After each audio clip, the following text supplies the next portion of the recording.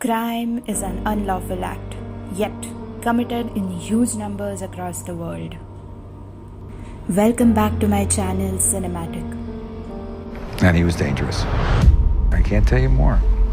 This video is the part 2 of the 25 best true crime documentaries on Netflix. If you haven't watched the part 1 of this video, I have mentioned the link in the comment section. Do watch it to get a thrill into this. If the police wasn't going to do it, I was going to do it. Before I start, I would like to request all of you to subscribe to my channel and don't forget to press the bell icon for latest updates. To start with this video, the first one that we have is The Keepers. Someone killed a nun named Sister Catherine Cessnick in November of 1969 in a Baltimore suburb.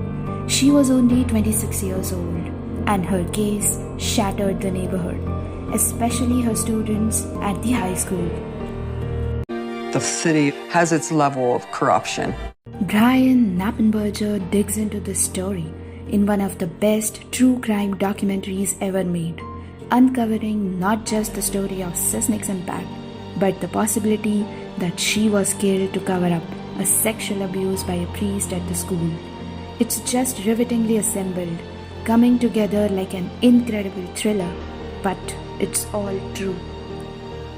Now next, Killer Inside the Mind of Aon Hernandez. In 2013, Aon Hernandez, while on the roster of the New England Patriots, decided to kill Odin Lloyd. The investigation into that crime revealed that he may have committed a double murder just a few years earlier in Boston.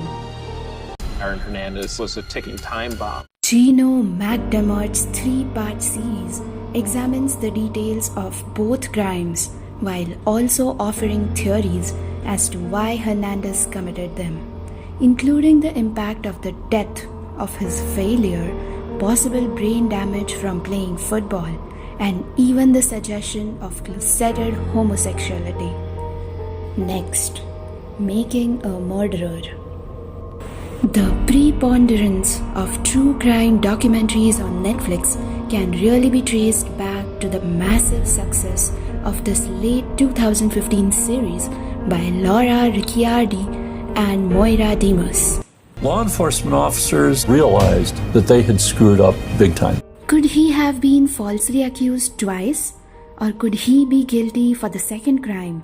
Questions still swirl around this case that ignited something in the public interest so much that Netflix even created a follow-up series in 2018 to detail further developments in the case. Now next, we have The Pharmacist. In 1999, Dan Schneider, a pharmacist in New Orleans, suffered the horrible devastation of the death of a child when his son was shot. Investigating the case on his own, he learned that his son was feeding an addiction, and he even helped to bring his killer to justice. That there was a pharmacist making a lot of noise. But that's really just where this story began. Schneider decided he needed to do more and started staking out and investigating a doctor who was basically making addicts with her OxyContin prescriptions. Schneider's story is one of the redemption, turning his son's death into a fight to make sure fewer sons die on this pharmacist's watch. Now next, The Staircase. It was picked up and added to by Netflix, but this is actually a 2004 French mini-series that many true crime fans point to as one of the essentials in the subgenre anywhere. Found dead at the bottom of the couple's staircase. It's a riveting case, the death of Kathleen Peterson, whose husband Michael was convicted of murdering her, despite his protestations that she fell down the stairs. It happened in December 2001 and instantly became a major case, with authorities believing that Peterson had bludgeoned his wife and then staged the scene to look like an accident. Next, Time, the Caliph Browder story. Originally broadcast on Spike and Bet, this is the story of the horror of Rikers Island, a hell on earth where young men are turned into criminals, whether they like it or not. I didn't do it, no justice is served, nobody hears nothing at all. I had to fight. People accused of crimes like high school student Caleb Browder, who can't afford bail, have to sit there and wait for trial. In Rikers, gang warfare rules, and Browder refused to pledge allegiance to a gang, leaving him open to regular beatings. He was at Rikers even though he was completely innocent for 3 years, 2 of them in solitary confinement. Next, the trials of Gabriel Fernandez. Be fully warned that this is the most unflinching documentary on this list, a study of absolute horrible inhumanity committed against a child. Gabriel Fernandez's mother and boyfriend abused him so badly that they eventually killed him. This was the case that just has followed me from that night. In precise detail, Brian Knappenberger examines the case and the trial against these monsters, going as far as to point fingers at the system that allowed this to happen. Los Angeles prosecutors even charged 4 social workers with a crime, and Knappenberger's film reveals how the safety nets in place to save people like Gabriel are torn and tattered. Now next, who killed little Gregory? In 1984, in a small town in France, a 4-year-old named Gregory Wilmin was abducted from his yard. His hands and feet were tied and he was thrown in a river. Harcelé la famille du petit Grégory et qui s'est mis à leur pourrir la vie. The case dominated headlines for years in France, becoming the country's most infamous unsolved murder, and it remains unsolved to this day.